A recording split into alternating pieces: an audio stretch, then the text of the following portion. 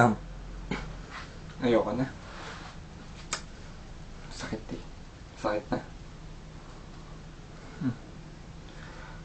Ang noon at ang ngayon ay tila walang pinag-iba. Kailan ko pa nga ba magtanong ulit, kulang na kulang ba? Hindi pa ba sapat ang mga tanggap ko at bigay, kaya mas nais mo nagamutin ng paghihiwalay ang ating pagsasama? Nakala ko'y di maglalaho, ikaw ang unan nangako pero una kang sumuko. Marahil nga di tayo para sa isa't isa, ngunit para sa'yo'y kasalanan pagkaingatan ka. Tinuldukan mo na ang nais ko pa sana tumagal.